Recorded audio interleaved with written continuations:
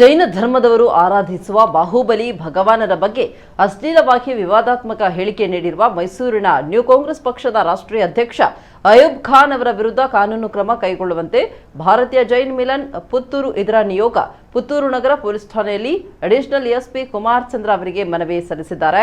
ಖಾಸಗಿ TV channel ಪೇಜ್ನಲ್ಲಿ ಉಡುಪಿಯ ಹಿಜಾಬ್ ಗಲಾಟೆಯ ಸಂದರ್ಶನ ನೀಡುವ ಸಂದರ್ಭದಲ್ಲಿ ಜೈನ ಧರ್ಮದವರು ಆರಾಧಿಸುವ ಬಾಹುಬಲಿ ಭಗವಾನರ ಬಗ್ಗೆ ಅಯೂಬ್ ಖಾನ್ ಅವರು ನೀಡಿದ ವಿವಾದಾತ್ಮಕ ಹೇಳಿಕೆ ಸಾಮಾಜಿಕ ಜಾಲತಾಣದಲ್ಲಿ ಹರಿದಾಡ್ತಾ ಇದೆ.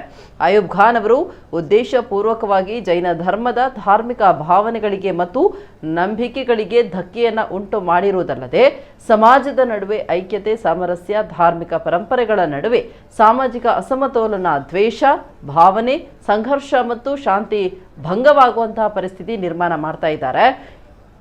ಈ ನಿಟ್ಟಿನಲ್ಲಿ ಆರೋಪಿಯು ಜೈನ ಧರ್ಮದ ಧಾರ್ಮಿಕ ಭಾವನೆಗೆ ಧಕ್ಕೆ ಉಂಟು ಮಾಡಿರುವ ವಿರುದ್ಧ ಭಾರತೀಯ ದಂಡ ಸಂಹಿತೆ ಕಲಂ 153A, B, 295A, 298, 506 ಮತ್ತು 76 ಐಟಿ ಕಾಯ್ದೆಯ ಅಡಿಯಲ್ಲಿ ಕಾನೂನು ಪ್ರಕಾರ ವಿಚಾರಣೆ ನಡೆಸಿ ಸೂಕ್ತ ಕ್ರಮ ಕೈಗೊಳ್ಳುವಂತೆ ಮನವಿಯಲ್ಲಿ ತಿಳಿಸಿದ್ದಾರೆ.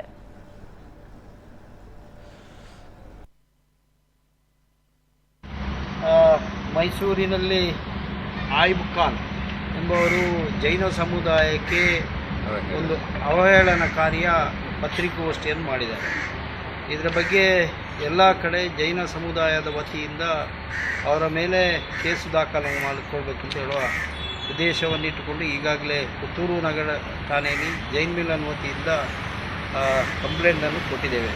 ಇದು ಭಾಳಷ್ಟು ಖಂಡನೀಯವಾಗಿ ಮಾತುಗಳನ್ನು ಆಡಿದ್ದಾರೆ. ಅದನ್ನು ನಾವು ಪೂರ್ತಿಯಾಗಿ ಖಂಡಿಸ್ತಾ ಇದ್ದೇವೆ.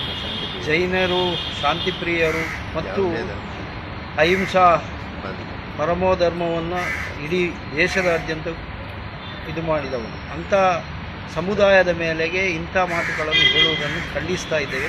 ಇದರ ಬಗ್ಗೆ ಸಮುದಾಯ ಖಂಡಿಸ್ತದೆ. ಇದರ ಮೇಲೆ ಖಂಡಿತವಾಗಿ ಅವರ ಮೇಲೆ ಕ್ರಮ ತೆಗೆದುಕೊಳ್ಳಬೇಕಂತ ನಾವು ವಿನಂತಿಸುತ್ತೇವೆ.